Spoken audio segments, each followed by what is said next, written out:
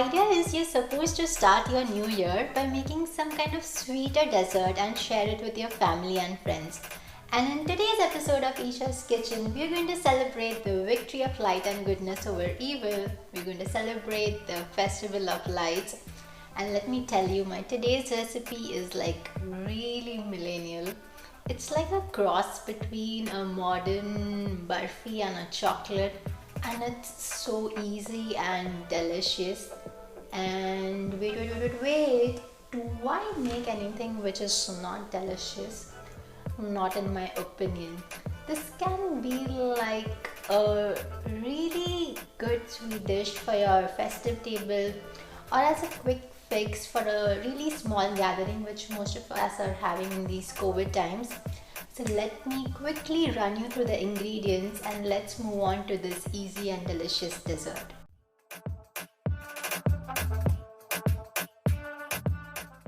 I've discovered Lotus Biscoff recently in the lockdown, and it's unfair that I've not known for a long period of time.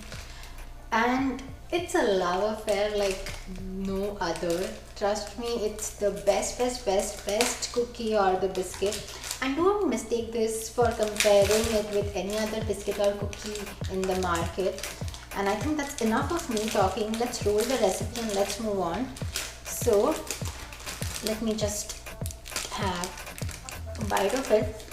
So here I have my tin, which I've lined with a parchment paper with a 3-inch overhang approximately, so that it's easier to lift the chocolate when it's done. And on this I'm going to spray my non-stick spray. We're just going to add these to the blender now. Let me tell you, I've really not been in love with any product in a really long time. It's really good. Let's pulse this until they are pretty much pulverized.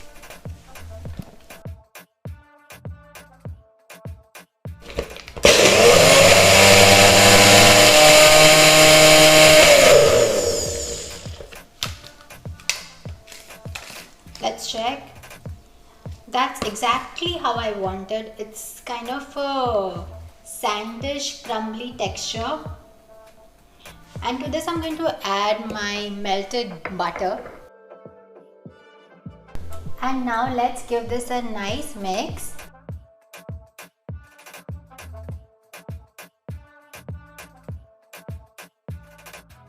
And let's remove this into this tray. I'm going to go ahead and press this evenly in the bottom and little bit here upside down. This smells so good. It hasn't even hit the oven yet. Success! You've created a nice Lotus Biscoff dance floor. And did I tell you had to preheat the oven to 180 degrees Celsius? Because if I didn't, you had to.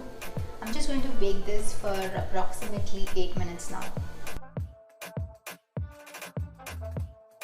Now let's set on the countertop for approximately 10 minutes and then place it in the freezer until our next step. And now let's make our caramelized white chocolate, which already sounds interesting because caramelizing makes everything so beautiful, including white chocolate. And I love white chocolate, but it can be a little sweet sometimes, but caramelizing adds a really nice flavor to it, a nice depth of flavor which can take away its sweetness, and it's really simple. All you need is a good quality white chocolate. The normal candies and barks and all those Milky Bar and everything won't work. You need a white chocolate with a minimum cocoa butter content of approximately 30%. Here I'm using Ghirardelli premium bars today. You can use Callebout or any premium chocolate. That's really important because white chocolate is the hero of our dish. So let's open these and let's break it into pieces. The oven is preheated to 120 degrees Celsius and I'm going to pop this in the oven for approximately 40 to 50 minutes. All you have to keep in mind is just remove it from the oven every 10 minutes and just smoothen it out with a spatula. It can't get simpler than this.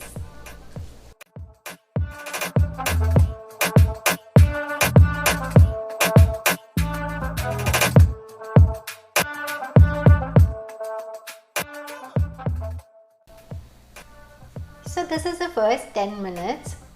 This doesn't look melted much, but it's starting to melt. Don't be alarmed if it's a little grainy. It will smooth out as it heats up.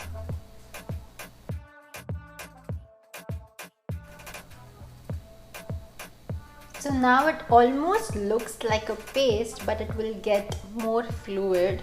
So we are going to put this in the oven for another 10 minutes until it's nice and creamy. It takes approximately 45 minutes to get the roasted caramelly look. You need to look for signs as opposed to looking for the clock. It can take a little longer than 50 minutes also. Be patient with it when you start it because it can be a little grainy, but it will smooth out as you stir it. Look at how creamy it has become. Just going to give this a taste. This is my weakness.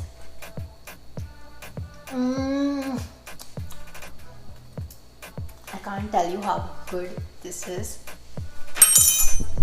And now let's put this on our Biscoff cookies.